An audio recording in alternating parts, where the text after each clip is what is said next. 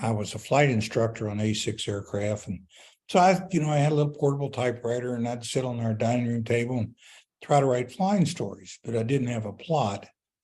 And the book that became Flight of the Intruder, it was originally titled For Each Other, which when the publisher actually got their hands on it, said that's too much of a romance title. And they came up with Flight of the Intruder. But anyway, I got a divorce in 1984. And for the first time in my life, I had plenty of time and absolutely no money. And anybody that's ever went through that experience knows what I'm talking about. And so I got the secretary at my office. I was practicing law for a major independent oil company, and she showed me how to use her word processor. And so I'd stay at night and write for 4 hours, and then could be weekends and holidays. And amazingly enough, after 5 months, I had a manuscript. Of course, I'd thought up a plot then. It's a little plot about the pilots that tried too hard. And that allowed me to hang all my flying stories on this framework, because really what I wanted to write about was flying. Maybe I know Jake Grafton too well, but for Flight of the Intruder, he was a young naval lieutenant on his first cruise, and actually his second cruise, first tour of duty. And it was the final year of the Vietnam War. And of course, I lived it, and I knew exactly what that was like.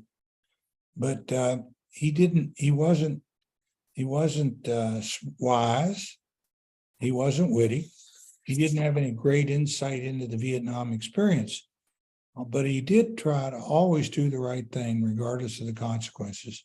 And that's been his defining characteristic through, I guess, 18 or 19 novels now that he's starred in. And he still tries to do the right thing.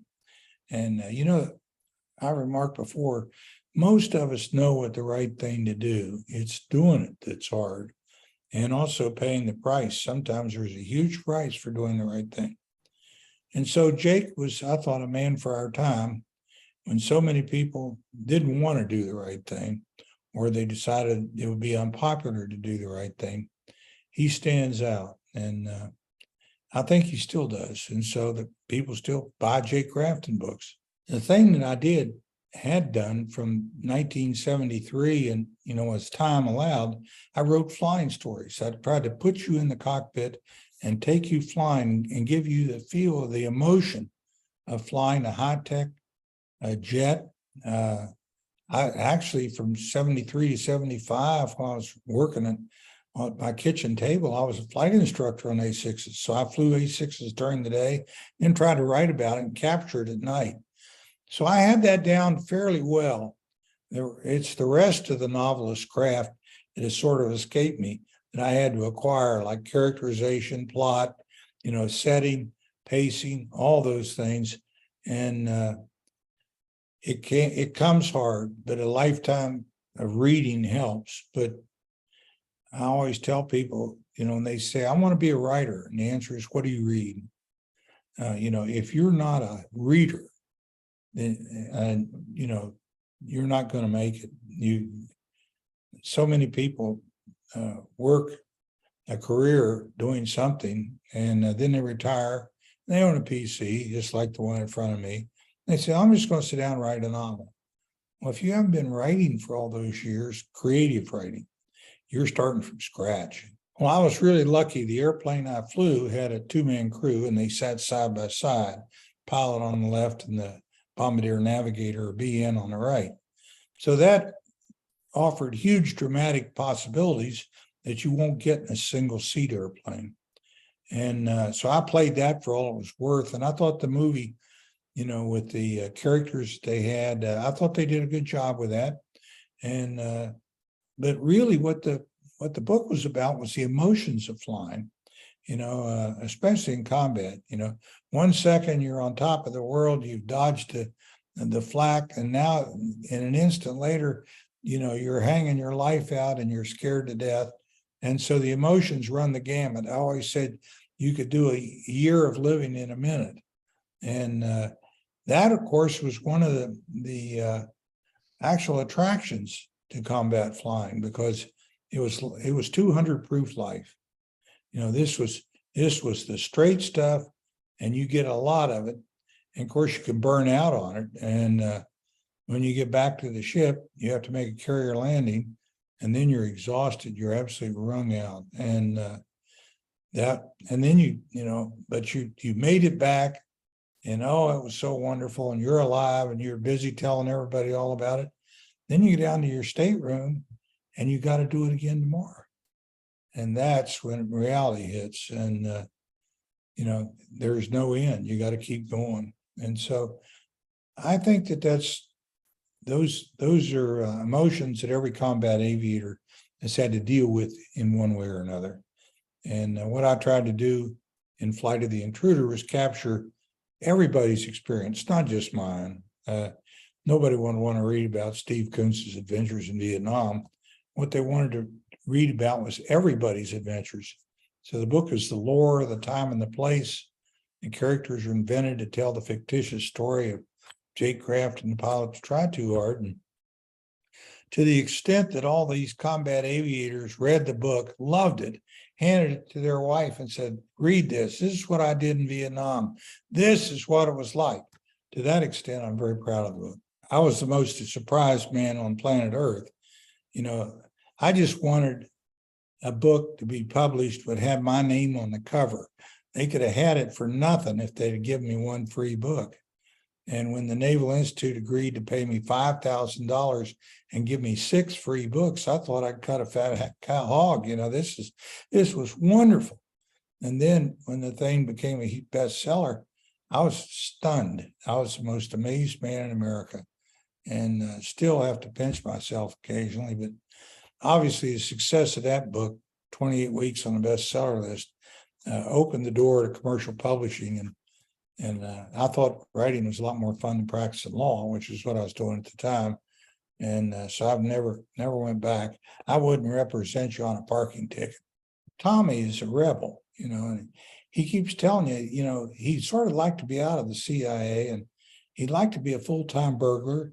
And so he's got an edge. He's an edgy character, and he's not a military guy. And so his relationship with Jake is more edgy. It's not yes, sir, aye, sir. In other words, he's perfectly willing to argue about it. And he tells you, the reader, that Jake, he's too close-mouthed, and he doesn't share what he's going to do and what he knows. But anyway, I thought that gave him an edge that made the book interesting and fun to read. Started, as you mentioned, in the novel Cuba as a helper for a CIA operative who gets killed in the thing. And that really hits him hard. He suddenly realized that this isn't just something we're doing. If we get caught, we go to jail.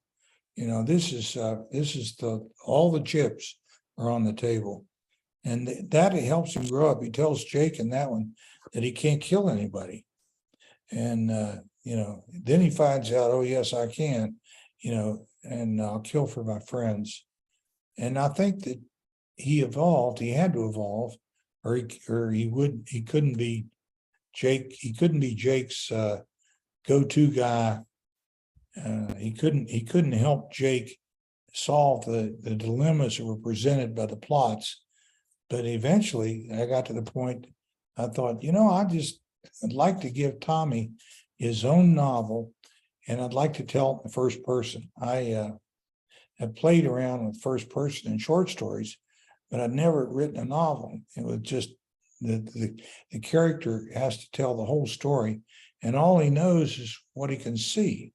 And so in a thriller, that's a real limitation. And the more I worked with it, writing that book, the book is Liars and Thieves. I finally realized that I was going to have a narrator tell some of it, because Tommy couldn't see enough of it and tell you enough of it to make the story hang together. And so Jake comes in, and there is an omnipotent narrator for a few segments, but Tommy tells you most of it. And I thought that worked well, but some readers found that very off-putting, and they wrote me some nasty emails.